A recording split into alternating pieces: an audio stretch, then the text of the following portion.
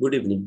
आज जीएसटी में chapter 8 accounts and records under GST है, उसका एमसीक्यू करा रहे, ध्यान से सुनिएगा। सारा एमसीक्यू आपका इजीली हो जाएगा, एकदम फोकस कीजिएगा, चीज को समझिएगा। ठीक है, पहला MCQ, e-way bill is mandatory in case of movement of goods of consignment value exceeding. बोलता है ई-वे बिल क्या है? एविडेंस है मूवमेंट ऑफ गुड्स का। तो ई-वे बिल कब दरकार होता है? जब आप मूवमेंट ऑफ गुड्स 50,000 से ज्यादा का करते हैं। तो सिर्फ इतना याद रखना, ई-वे बिल कब दरकार होता है? जब मूवमेंट ऑफ गुड्स एक्सीड होता है 50,000 से ज्यादा का।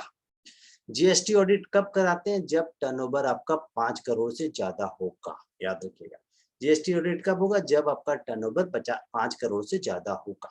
जीएसटी ऑडिट कौन करता है? चार्टर्ड अकाउंटेंट और पोस्ट अकाउंटेंट करता है। जीएसटी ऑडिट किस फॉर्म में होती है? Form GST R9C। अब देखिए क्वेश्चन को एक बार और एक चीज बता रहा हूँ, ध्यान से सुनिएगा। और एक चीज है, देखिए आगे सुन लीजिए। E-way bill is mandatory in case of movement of goods of consignment value exceeding 50,000। GST audit, for GST audit turnover during the financial year exceed 5 crore. GST audit done by post accountant और chartered accountant. GST audit किस form में होती है? GST R9C। 4 question और एक छठा question GST में याद रखिए, हर रजिस्टर्ड पर्सन को पिछला 6 साल का बुक्स ऑफ अकाउंट्स मेंटेन करके रखना पड़ता है जीएसटी का। कंपनीज अकाउंट में ये है आपका 8 इयर्स, लेकिन जीएसटी अकाउंट में, जीएसटी में रूल से 6 इयर्स का। देखिए, every registered taxable person must maintain the accounts books and records for at least 72 months. ध्यान से सुनिएगा। अब देखिए नेक्स्ट क्वेश्चन में आ रहा है नंबर 6, बोलता है e-way bill file inform. E-way bill किस फॉर्म में फाइल होता है? ये ऑनलाइन पोर्टल में जीएसटी EWB01 में फाइल होता है।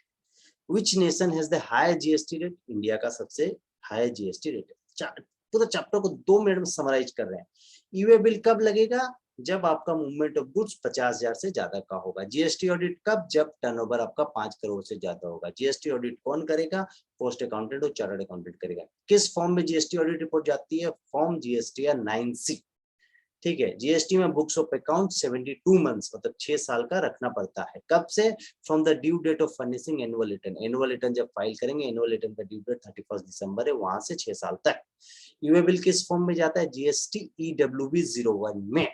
सबसे हाईएस्ट है जीएसटी किस कंट्री का? इंडिया का है। बस, थैंक यू।